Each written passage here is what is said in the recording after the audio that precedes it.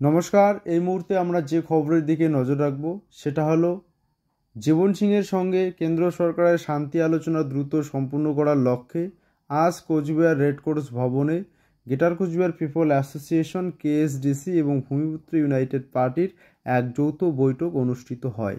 এই বৈঠক থেকেই তারা স্পষ্ট করেন যে আগামী 9ই ডিসেম্বর জনজাতিকরণ, আলাদা রাজ্য এবং ভাষার দাবিতে কোচবিহার ডিএম অফিসে এক গণ ডেপুটেশন দিবেন। এ ব্যাপারে আমরা সরাসরি শুনব সেই জোটের নেতৃত্বদের কাছ থেকে।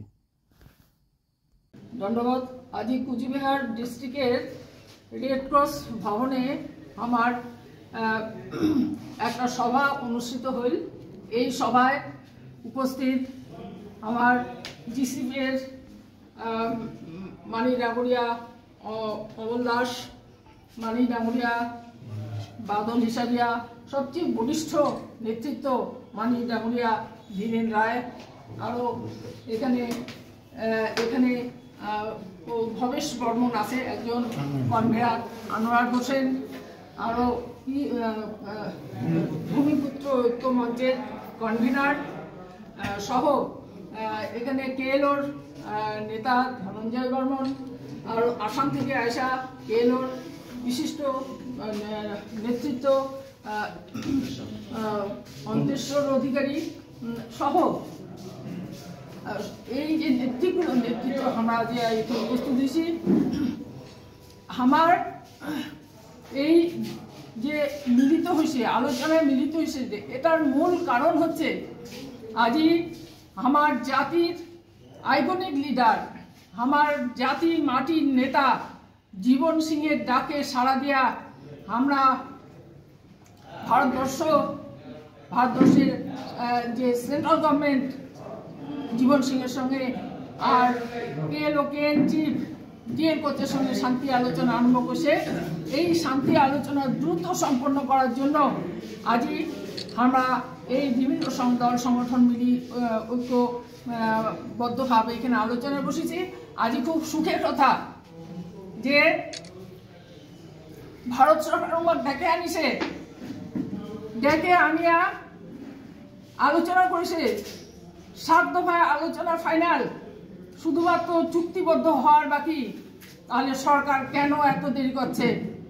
কেন এই চুক্তি করিতে 2 বছর সময় লাগছে? প্রায় 2 বছর হয়ে গেল, এখনো কিন্তু জীবন সিংহ ডিএল কোচের নেতৃত্বে শান্তি আলোচনা সম্পন্ন হইল না। এটাই আমার প্রশ্ন। আগামী 9ই ডিসেম্বর কোচবিহারে নাকি একটা ডেপুটেশন আছে, সেটা কেএসডিসির মানে পক্ষ থেকে। সেই ডেপুটেশনকে সামনে রেখেই কি আজকের এই আলোচনা সভা? না, এটা তো আমার কর্মসূচি একটা।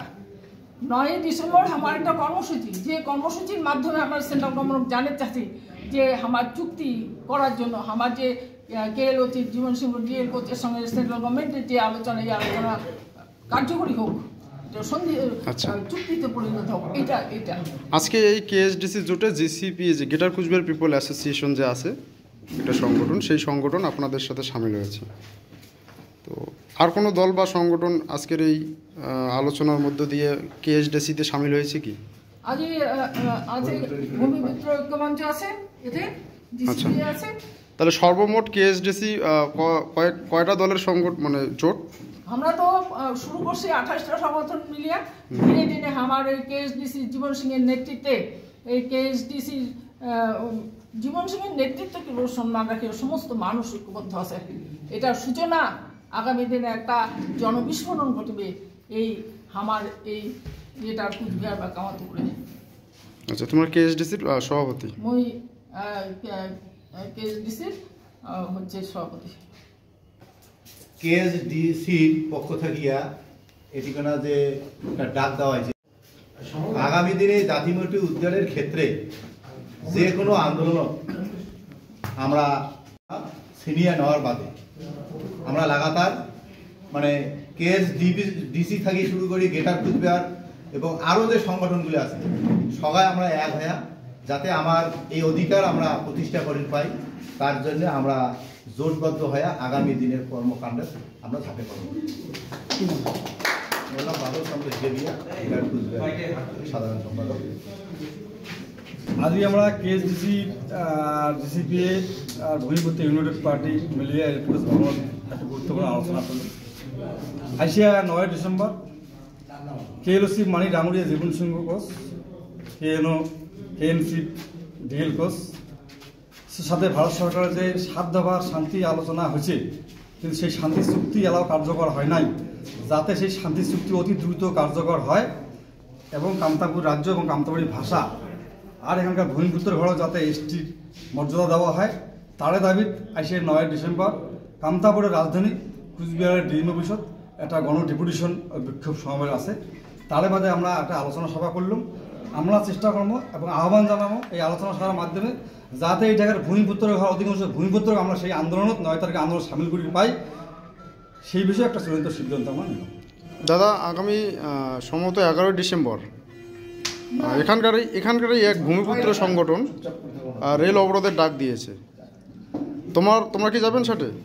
না, এটা কোন আন্দোলন কোন সংগঠন ডাক দিয়েছে ওটাও একটা এই জায়গার এক ভূমিপুত্র সংগঠন বংশীবদনের নেতৃত্বাধীন greater Cooch Behar people association. Bangshibadan Barman বর্তমান তৃণমূল সরকারের একজন প্রতিনিধি, পশ্চিমবঙ্গ রাজ্য সরকারের প্রতিনিধি। তো আমার এই শান্তি আলোচনা শান্তি চুক্তির যাতে ব্যাঘাত ঘটে তার জন্য হয়তো এটা কলকাতা শাসক দল বা পশ্চিমবঙ্গ সরকারের একটা ষড়যন্ত্র হওয়ার হয়। সেই আন্দোলনত আমরা তো সামিল হবার নই, কুচবিহারের কোনো ভূমিপুত্র সেই আন্দোলন যাতে সামিল না হয় আমরা সেই আহ্বান সমস্ত না তোমার এই কেএসডিসির পক্ষ থেকে অনন্ত বিজেপি রাজ্যসভার সংসদ ওনার ওখানে গিয়েছিলেন যাতে এই কেএসডিসিতে সামিল হয়। তো একইভাবে বংশীবদন বর্মনের ওখানে কি আপনাদের প্রতিনিধি দল গিয়েছে? না, এই বিষয়ে কেএসডিসি যার নেতৃত্ব আছে আমার তো প্রতিনিধি আছে, এই বিষয়ে আমরা গেছি, মোর এই বিষয়ে জানা নেই। আমার নাম আনোয়ার হোসেন, মই ভূমিপুত্র ইউনাইটেড পার্টির সেন্ট্রাল সেক্রেটারি এবং স্টেট কনভেনার। ওই যে কথাটা উনি এড়িয়ে গেলেন, আমরা দেখেছিলাম আপনারা উপিন বর্মন ওরফে অনন্ত রায়ের বাড়িতে গিয়েছিলেন বদ্ধ হয়ে আন্দোলন করা যায় সেই লক্ষ্যে, এবং সেই আলোচনায় আপনারা আশানুরূপ একটা আশা করেছেন যে উনি থাকবে। তো একইভাবে বংশীবদনের ওখানে কি আপনারা যাবেন? নিশ্চয়ই যাব। আমরা বংশীবদন বর্মনের কাছেও যাব, সব সংগঠনের কাছে যাব। আমার একটাই কথা যে এই পিস টক্সকে কার্যকরী করার জন্য বংশীবদন বর্মনা আমরা আশাবাদী এই ডিসিবির নেতাও আমার জীবন সিংহের যে শান্তি চুক্তি এই চুক্তিটা সাপোর্ট করবে, সমর্থন করবে এবং আমরা ওর সাথে হাত মিলামো, এটাই আমরা আশা করি।